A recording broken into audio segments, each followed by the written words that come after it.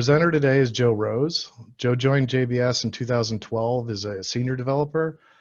And after about 5 years as an architect, team lead, and project manager, he was elevated to the rank of senior vice president of delivery.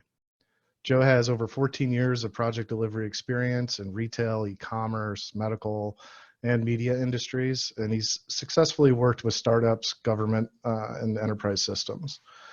Joe's pragmatic technical expertise delivers projects on time and on budget with a level of quality and craftsmanship that our clients deserve. Joe holds both a bachelor's and a master's degree in computer science and mathematics from Georgia Southern University. And he still, enjoys getting behind the computer and actually programming. And he lives in San Marcos, California with his wife and 2 daughters. So without any further ado, Joe, why don't you go ahead and take it away? All right, thank you, Jim. So today we're going to talk about are microservices the right pattern for your digital transformation? Lightly going to touch on digital transformation, not going to spend a ton of time there. What we're really going to dive into heavily is microservices, and the talk is going to be semi-technical, I would say. We're going to compare a monolithic service to microservices. We're going to go over what the architecture looks like, and then we're going to look at kind of a secondary approach. If you can't actually implement microservices in their purest form, how can you go ahead and implement them through kind of a facade pattern? So that'll be the overview of the talk. So before we get into that, I'll give you our 30-second spiel on what digital transformation is. It's a bit of a buzzword. A lot of people say we're doing digital transformation. Really, they just mean we're implementing an agile process, or we're doing digital transformation. It just means we're implementing a DevOps culture. So for us, it tends to be a little bit more defined than that. It's a 3-legged stool. It's maximizing cultural, procedural, and infrastructural agility, really in order to minimize the impact of change and then to be able to innovate and move rapidly with the business. So I'm setting the stage for essentially one of the use cases where we think you may need a microservices architecture, and that is to implement digital transformation.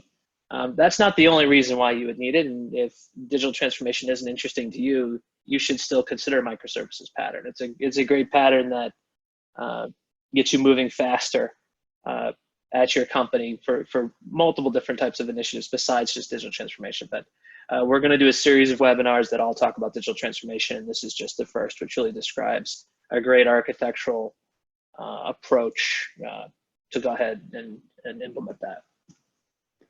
So in terms of what's the problem we're trying to solve, or what landscape are we looking at where we say we need to make a change? And that usually is traditionally a monolithic application. So I would define a monolithic application as a piece of software that does something that's big and it's been maintained over a long period of time. It's hundreds of thousands or millions of lines of code. So Demandware, for instance, the e-commerce platform, I would consider that to be a monolithic application. Or Salesforce Marketing Cloud, that's a monolithic application. It's big, it does a ton of things. So some of the problems that you get with monolithic applications, and I think everybody on this call is probably sophisticated enough to know this, so I'm not going to spend a lot of time talking about something you probably already know, but at a high level, it's difficult to turn business objectives into actionable items because of one of the downsides of monoliths is they tend to be highly coupled. If you want to change one thing, a bunch of other things have to go along for the ride.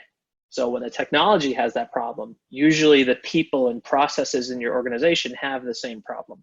Usually the way an architecture is implemented is also the same way that your organization is actually organized. There's a little theorem called Conway's Law that says that.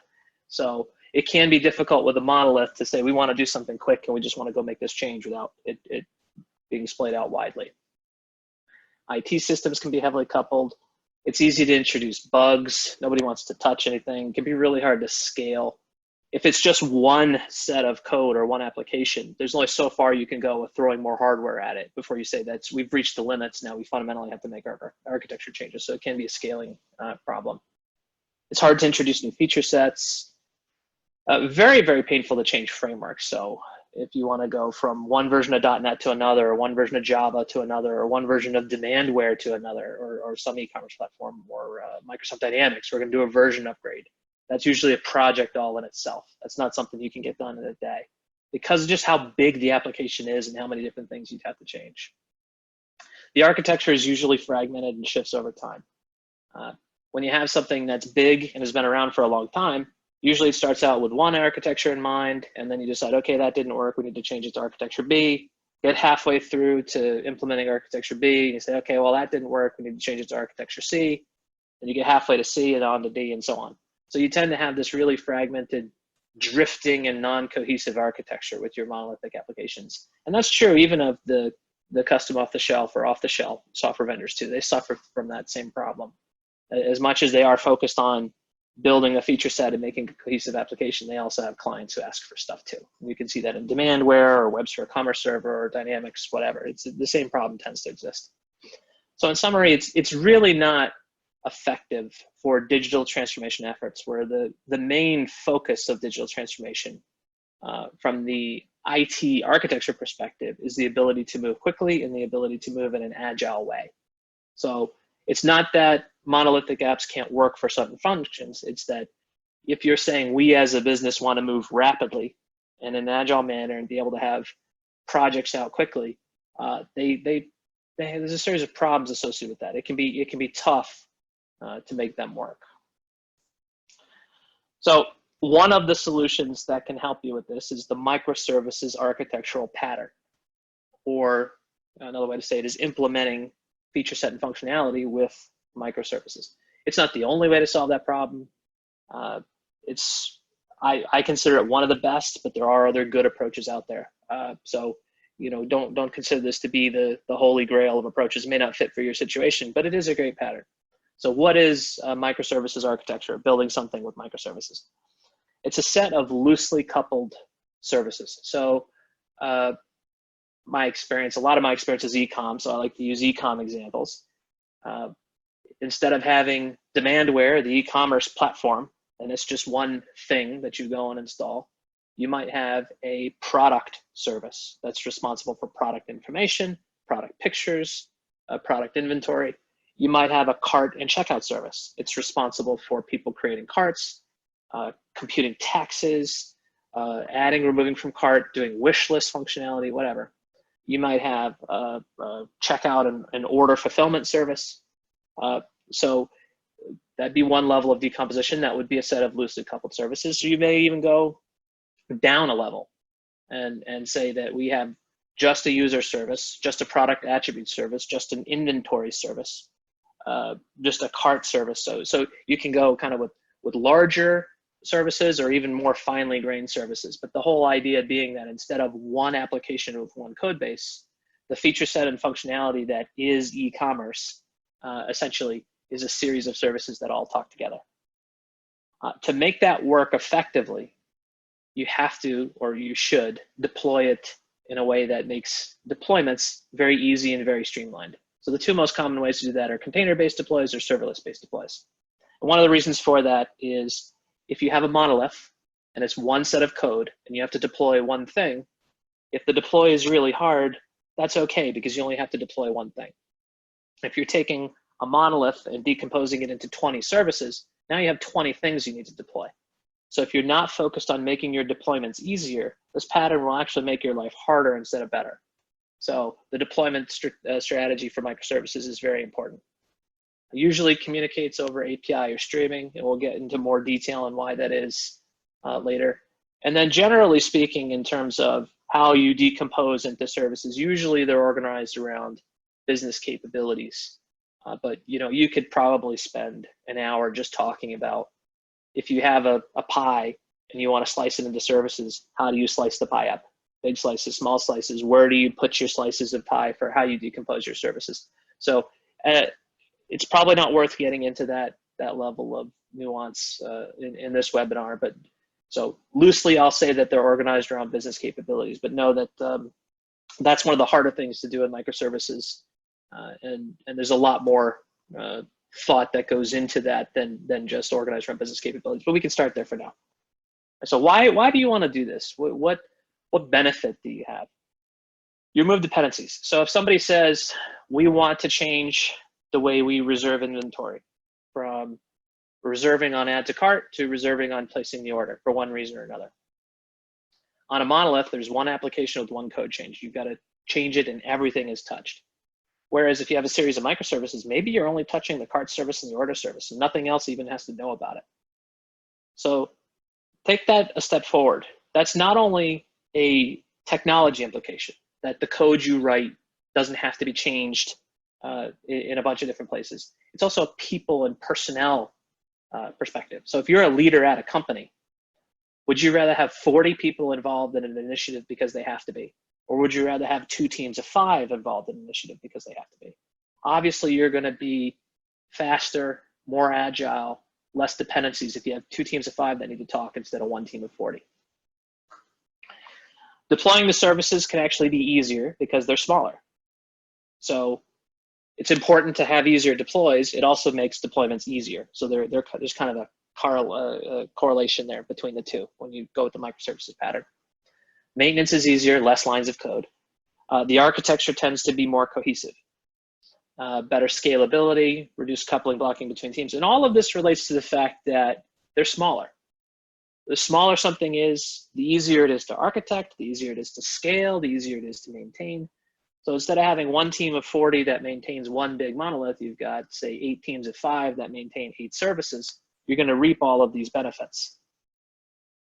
It is what we would consider to be ready for digital transformation. So we think if your goal is to embark on a journey of digital transformation as part of your organization, we do think this pattern enables you to do that. If you are going to go this way, though, be ready for some complexities. There's no such thing as a free lunch. There's no such thing as a panacea that you just say, we do this and everything was better and there were no downsides. So we'll get into that as part of this talk, but it's not something you get 100% for free. There are some things that you have to take into consideration when doing this. So this is kind of where the slides get slightly more technical. I try to keep it enjoyable for human beings, but we'll also dive into a little bit of architecture here. So generically speaking, this is what an architecture can look like. You have a client. It's going to talk to an identity provider of some kind. Are they logged in or do they have permission to do what they're doing? It's going to talk to an API gateway, which we'll get into more detail later, but think of an API gateway as more like a traffic cop. Don't think of it like a MuleSoft or a TIBCO. It's not some massive enterprise service bus. It's a very thin, very light, essentially aggregator of resources. You have a series of services that are all independently deployed. The only reason they happen to be in the same blue box here is because they're all microservices. There's no actual coupling or interdependency between them that says that they are, say, even in the same infrastructure. Some can be on-prem, some can be in the cloud, some can be on Windows, some can be on Linux, etc. They will potentially call it to remote services. You'll have management and discovery aspects of those. And then if your application is a web application, you'll separately have a content delivery network for your static content. So that's the architectural blueprint of what an application deployed as a set of microservices looks like, generally speaking. So let's talk about that problem that I alluded to earlier of you've got your pie and you want to cut it into slices. And how do we do that effectively? So you do want your services to be small and independent. You don't want them to be too small or too big. And I'm going to dive into that more in a second. I think that's going to be the bulk of the slide, is talking about that. The services usually communicate over HTTP or REST. The thought there being that those are universal protocols. So a microservice written in Go or Rust or Python, Ruby, Java, whatever, all of those languages have robust HTTP REST support. HTTP REST really has become kind of the de facto standard that every language or service can support. So if you want services that only a subset of things can talk to, that's not a good thing. That's a bad idea. So usually it's over HTTP and REST. Small code base, again, making things smaller to get all those benefits. No coupling. Think of that as no coupling when you can get away with it. There's always going to be scenarios where things are coupled, and like if you have an e-com service, for instance, and again, keep going back to that example, there's a lot of stuff that deals with users. You need a user to have a cart. You need a user to have an order. You need a user to make a wish list. So no coupling, probably be more fair to say minimize coupling as best you can. If the service implements a RESTful API, you can pick any language, tool, or SDK that you want. That's from a pure architectural perspective. So just look at a pure architecture. You could have some Java services, Python services, Node services, whatever. As long as they all talk REST, it's all fine. One thing I will caution you of, though, is that may be true from a architecture perspective, but from a business perspective, every time you come up with a new language that you have to staff a team for, and that your HR department needs to know how to search through resumes and know how to interview, that's a lot to ask a business to support, say, 50 languages or 10 languages. So although the architecture may say that we can use as many languages as we want, you may, from just simply a business perspective, say that it doesn't make sense to support more than, say, 2 or 3 languages.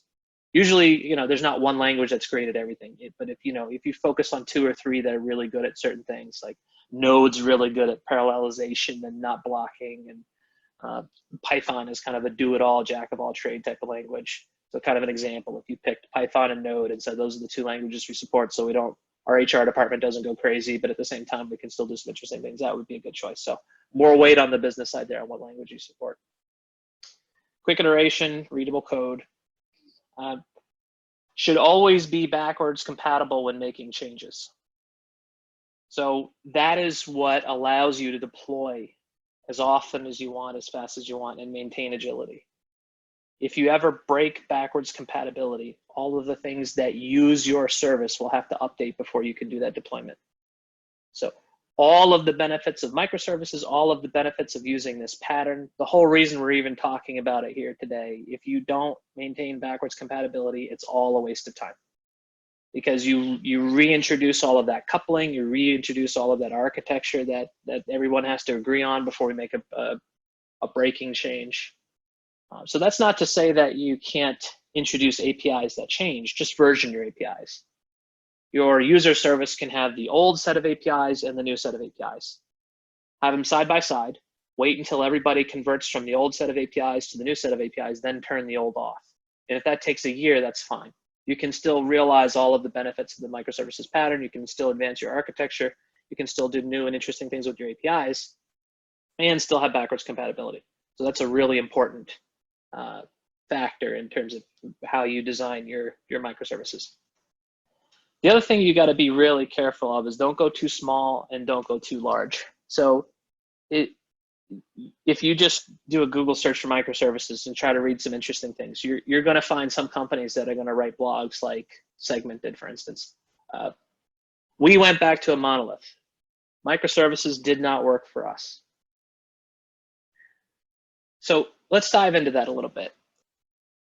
If you read a so-called microservices purist, somebody who studies it more academically than pragmatically, i.e. they don't have a ton of code in production, or maybe they're at Netflix and they have 80,000 developers, they'll tell you make the services as small as possible. Small as possible, small as possible, small as possible. Makes them easy, independently deployable, easy to maintain, all of that. The problem that you'll run into, say you have a development team of 10. If your development team of 10 is supporting 1,000 services, that's a lot to monitor, that's a lot to deploy, that's 1,000 different code bases you have to go look through if you're trying to debug something. So one of the factors that you should take into account when designing your architecture is what is the supporting team and business environment look like around it. So don't go too small. Don't have 10,000 developers and 5 services, or too large rather. Don't go too large, and then don't go too small. Don't have 10 developers and then don't have 1,000 services. So think about from your perspective in your organization, what's your best team size? Is it 3 people? Is it 5 people? Is it 7 people? Usually somewhere in that range. And then is there a way for you to take your monolith and decompose it such that each of the teams working on each of the services is about that size. And if you can figure that out, that sweet spot of my services are just as big as my ideal team size, and it also fits from an architectural perspective, then you've kind of achieved microservices nirvana. You're getting the benefits of everything. One thing to keep in mind there is when I say there's 5 services and 25 developers, so 5 apiece, that does assume that all 5 services are under active development. If there's a service that's written and no one ever thinks they're going to touch it again, you don't necessarily count it the same way as you would a service that's under continuous development. So just a kind of food for thought there. Like you might have 10 services, 5 teams of 5 developers, and 5 services that are kind of never touched, and there'd be nothing wrong with that. All right, easier deployments. This should be a quick slide. I mean, in general, smaller is easier. We already talked about there's kind of a two-way street here, that with microservices, you have to do more deployments, therefore make your deployments easier. Microservices are smaller, therefore your deployments are easier. So it kind of goes hand in hand. Try to get into that modern deployment pattern of containerization or serverless, so you don't have to worry about operating system upgrades or operating system dependencies. Make your code and operating system, all of it together as part of the same deployment package. And that's what containerization will get you, or even better, serverless, where you say, we don't even care, here's some code. That pattern is not exclusive to cloud, and I can't stress that enough. You can make this work both with containerization and with serverless, either with cloud hosting or on-premise. There's no reason to say, in my opinion, well, that's all great, Joe, but we're all on-premise and none of this will work. I don't believe that to be true. I think just like 15 years ago, when we went from bare metal hardware to virtualization and virtual machines, we should consider containerization to be the next leap forward in terms of how we host things on premise. It's another abstraction layer that lets us deploy code without having to worry about operating systems and dependencies. And then, given that you're kind of holding to the truths that I said earlier, you're saying, yes, Joe, I believe you. We should always be backwards compatible. We should always version APIs. That makes deployments easier. You can introduce a new API that has new functionality that doesn't work like the old one, because the old one's going to continue to be there. So you can just deploy whenever you want. You don't have to form the architectural committee and have a 7-hour meeting and how's all this going to work and get everybody synced up and set a deploy date and all that stuff. You just go ahead and deploy it. When it's ready, you go ahead and deploy. The next thing you're going to have is independent data stores, because what holds true of the APIs also holds true of the actual underlying data that sits in each service. So if you have a user service and you say, we want to change first name to first underscore name or something like that, or if you ever wanted to do that for one reason or another, you don't want 50 services to go have to worry about the fact that you're making a schema change in your local database. So each of these services should have its own independent data store. It could be a SQL database, it could be a NoSQL database. Not every service needs a SQL store. If it's just something like it's a rules engine, for instance, and it's got a rules file, maybe it doesn't even have a data store. But they all should be independent. You should never have 2 services talking to the same database. That's a sign that you've introduced coupling, and you'll have a scenario where you can't necessarily maintain backwards compatibility. What that does mean, though, is that some of the services may have to have a copy of the data that other services have. So I'm going to give you an example. If you have a job that needs to run that says, I want to take anyone who's placed an order in the last 30 days, who also joined in the last 30 days, and send them a thank you note. One way to do that would be call out to the user service and say, give me all the users who have joined in the last 30 days, and that might be 1 million users. Then call to the order service and say, give me all the orders for these users, and then go scan, kind of munge it all together into one and scan it all. That's a pretty expensive operation. And I'm sure if you were to think about it, you could come up with some other use case where you go, you know what? To do this thing, we really need data that's in both of these services. So generally speaking, what you'll do is denormalize data between 2 services. So you may have the join date of the user as a value that's stored in the user service and in the order service. The user service is considered the system of record. If you ever need to know the join data of that user in real time, go to the user service. If you ever need to do something that's probably okay if the data is a little stale, you would go to the order service and say, okay, I have a copy of the join date. It's slightly stale, but I have a copy of that join date. And therefore I can satisfy that requirement of, I want to talk to all the users who have joined recently. So that's how you do. You denormalize the data. Well, how do you keep them in sync? So the more users join. How do you keep join dates in the order table in sync? You use a streaming service. And that's a pub sub model. So there's one stream that just says a user has joined, here's their join date. User joined, here's their join date. And anyone who wants to consume from that stream can. It's different than a traditional service bus with a message. A traditional service bus with a message usually is, I've created a user change event and I'm notifying the order service. And I've created a user change event and I'm notifying the cart service. It's more of a queue. It's more of assigning work items. That's what a traditional enterprise service bus would do. Under a pub sub pattern, it's more of, I don't care who listens, I'm just going to yell out a message and anyone who needs that can subscribe. So they're similar, but they're decoupled. So all of that, the independent data store, denormalization, streaming, that's all part of the microservices decoupling strategy. It also helps you with scaling quite a bit. Instead of having one database that you can go throw more RAM into, you've got 10. So hypothetically, it gives you potentially 10x the database capacity if you look at it as that level of extreme. So event streaming, I just alluded to quite a bit. It really supports the denormalization of data between the different services. You use a high throughput streaming service, not the same as a queue or a bus. It's eventually consistent. That message may take time to trickle from one service to another. So from usability and code perspective, you have to make sure you're really disciplined. If I need that date joined, do I need the most up-to-date system of record version of it, or is it okay if I get one that's a little stale? In some cases, it's going to be one or the other. If you need the most up-to-date, call to the user service. If it's okay that's a little stale, rely on my local copy of the data. So the next thing is the piece that kind of sits in front of the services, which is the API gateway. It's your traffic cop. It knows all of the resources. It knows all of the APIs. One resource endpoint usually references one specific microservice. One of the problems that you get is aggregation of content. So if I go to ecommerce.com and I want to make one web page for the user, I don't expect them to go to 5 different web pages, one for product, one for cart, one for et cetera, et cetera. There are kind of 2 approaches to do that.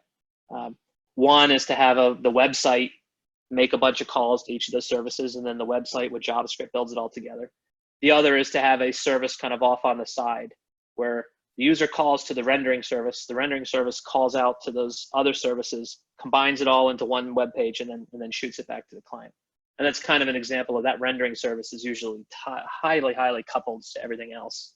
And in a sense, it breaks that pattern a bit, but the reality is we do need one web page, not 10. So that there is some thought that has to be put into that. So going back to Conway's law, you're not just simplifying your application, you're simplifying your teams. So again, instead of one team of 40, you got 8 teams of 5. The communication really should be, here's our API contract. And if you call our API, here's what we will return via this API.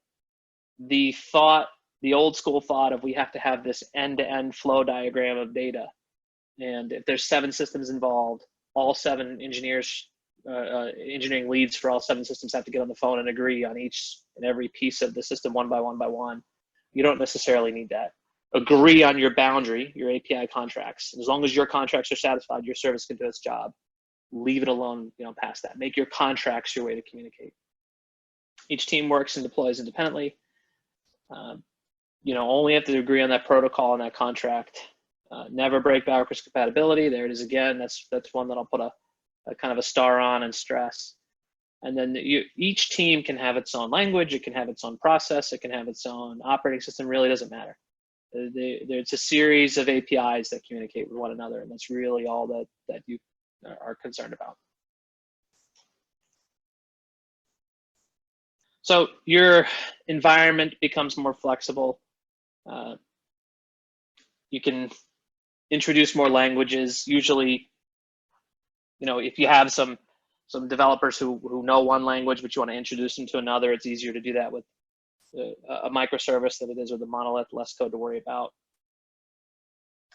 They tend to be replaceable quickly. In terms of saying we want to re-platform the e-commerce application, that's a heck of a lift. Whereas we want to change how we do inventory management. Now you're just talking about that one service. And then again, the differing of languages tends not to matter because everything supports HTTP and REST. And then, again, Windows, Linux really doesn't matter. So now that you've kind of got the so-called easy stuff, there is some harder problems to solve in all this, some stuff that you don't necessarily get for free. How do you discover services? If there are 10 services, how do I know where they all are? How do I know where the nodes underneath each service are? How do I load balance? How do I do fault tolerance? And then, overall, the architecture is a little bit tougher to reason in your head. Okay, I need the date joined. Is it okay if I get the date joined from my local copy, which may be slightly out of date?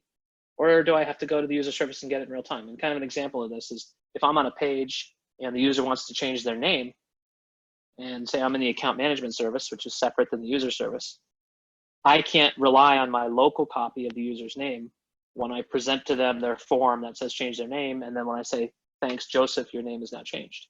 Because if I change my name from Joseph to Joe, click save, the user service publishes it out, I render the page and it still says the old value, that's no good. You have to be aware of each of the use cases of whether you can use the local copy of the data or not. All right, so some of this might sound familiar. You might be saying to yourself, I've heard this all before, isn't this just SOA? It's an evolution of SOA, SOA being service-oriented architecture. SOA could have shared data, you'd have a common messaging format with an ESB, usually was the same language and hosting environment. SOA is a good pattern, I just happen to think that microservice is better. It was kind of an evolution. SOA still had a lot of coupling and a central point of failure, and microservices is an evolution that says we don't have coupling and we don't have single points of failure. So again, some of the key differences: streaming versus queuing, pub sub versus the same thing, queuing, independent data stores, independent deployment, and then kind of the CI aspect. So we talked about serverless a bit. I'm just going to spend one slide on it. Serverless is the concept that a deployment is simply changing code, and there's no infrastructure that you have to worry about. The reality is it's just a container. When you use Amazon Serverless or Azure Serverless or some of the on-premise products out there, and I'm not going to vendor name drop, all they're doing is taking your code, bundling it up into a Docker image or a Kubernetes cluster, whatever, and then scaling it out. It is great, though, that if you get this infrastructure either through engaging with a cloud vendor or getting a local provider, a vendor for it for your on-prem infrastructure, it does tremendously simplify the deployment architecture and concerns. So I will call it out as something that if you're going to go into microservices pattern, also give a lot of thought and heavy consideration into serverless architecture. So you get a ton of benefits as a result of that. There are some downsides. It can be harder to monitor and fine tune. Usually the processes can only run up to 5 or 15 minutes. And if you really dive into some of the specific capabilities that each of those vendors use, you can kind of get locked into a vendor. So if you don't have the benefit of decomposing your monolith, which some of us we just can't do it, there's another way to implement this same strategy. You want to have the same concept of small teams that are independent, and the infrastructure and code they're working on is small and independent. And essentially the pattern there is to take IT systems and wrap them with service contracts. So put a facade layer around them that exposes them as if they were a microservice.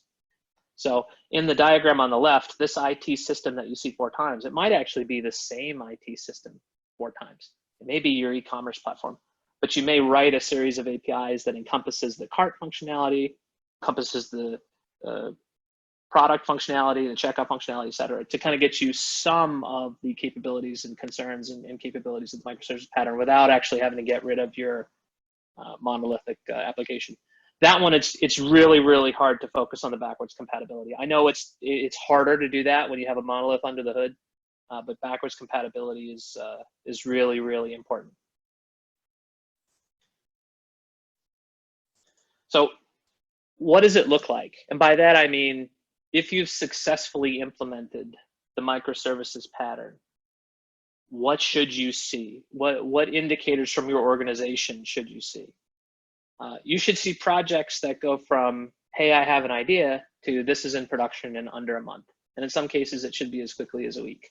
It should not be, we've got to form a committee and a program and spend 3 months putting together diagrams and such. Things should just scream into production as fast as you can say you want them. Deploys that deliver business value happen all the time. Instead of the bi-weekly ecom deploy or the monthly ecom deploy, it should be the daily deploy. There's some feature or function that's going out.